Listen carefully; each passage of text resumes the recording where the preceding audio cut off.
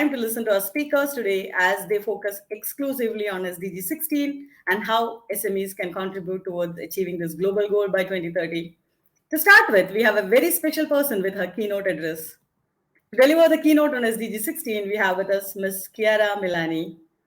Ms. Chiara Milani is a journalist, anchorwoman, and author of TV programs and events, an international trainer and speaker, and she has delivered speeches and courses to leaders from over 120 countries, both virtually and in person. She is the first Italian and so far the only European woman who was elected as the president of JCI in 2013.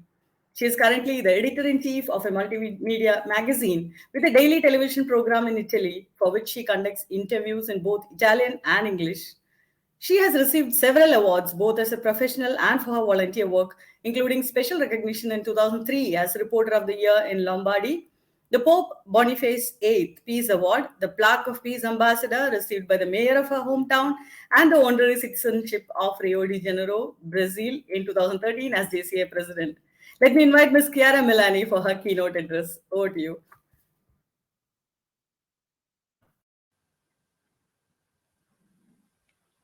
Good afternoon. At least it's afternoon here in Italy from where I'm talking to you today. Thanks a lot, Aparna. First of all, let me tell you that it's such a great pleasure and honor for me today talking about such a relevant global goal, such as peace and justice. Because I do really believe that although its number is 16, it is strictly related with all the others. And somehow it even summarizes all of them. Because we all know that the ultimate goal of SDGs is sustainability. But think for a while about it.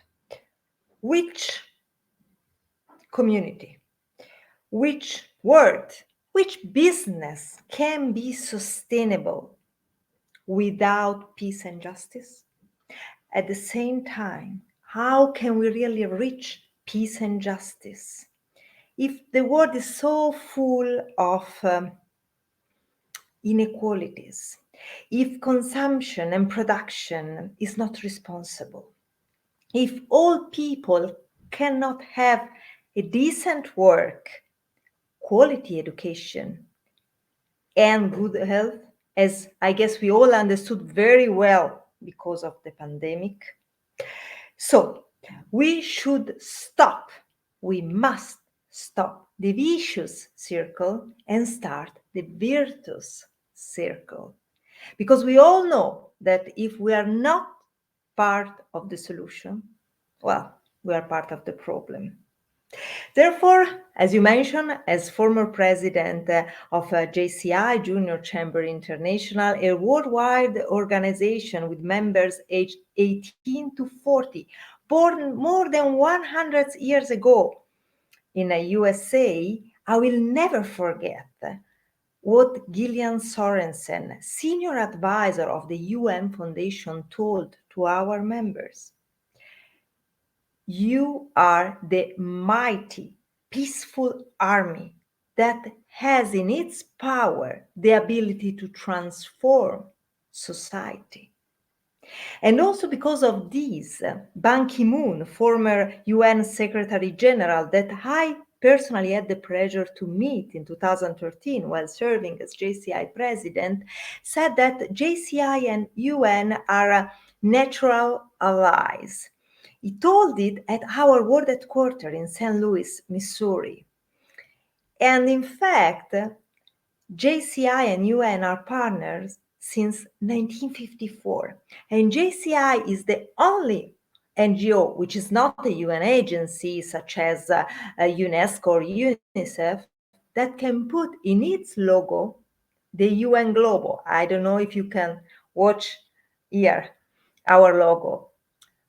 But even more, JCI supported UN to spread before the old MDGs, Millennium Development Goals, and then the actual SDGs, Sustainable Development Goals. And even more, JCI supported UN in collecting the opinion of the world citizens in order to understand which should have been the global goals through the largest survey ever conducted on Earth by distributing it in all our more than 120 countries. Also here, I personally went members to collect these opinions by distributing surveys at the UN Garden at Expo Milan 2015. But apart from being a volunteer, as you mentioned, I'm a journalist. And so as a journalist, I'm really glad that in 2021, the Nobel for Peace went to two anti-authoritarianism colleagues of mine.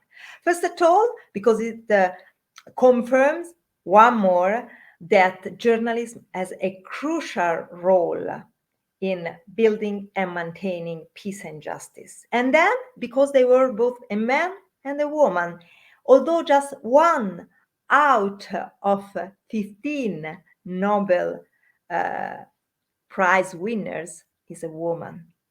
And regarding this, last but not the least, as a woman, I would like to remind to all of us that October 2020 marked 2 decades since when the UN landmark resolution 1325 was adopted.